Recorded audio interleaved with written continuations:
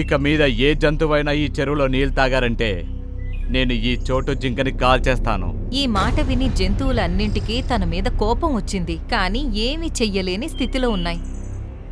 నెమ్మదిగా చాలా జంతువులు దాహంతో అక్కడ ఏకమయ్యాయి. మాకు చాలా దాహంగా ఉంది, కానీ మేము చెరువులో నీళ్లు తాగము. మీరు నా గురించి ఆలోచించకండి. నా ప్రాణాలు కాపాడడం కోసం నేను అడవి మొత్తాన్ని దాహంతో చంపలేను. మీరందరూ నీళ్లు తాగి దాహం తీర్చుకోండి.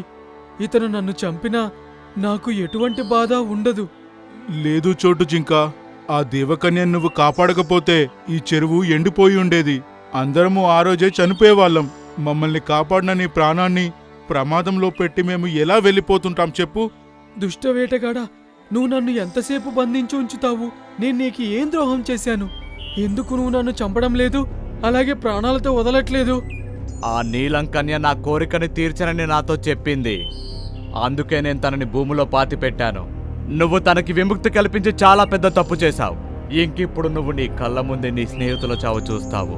ఆ తర్వాత నువ్వు కూడా దాహంతో చనిపోతావు. తన మాట విని చోటు జింక నిరాశపడింది.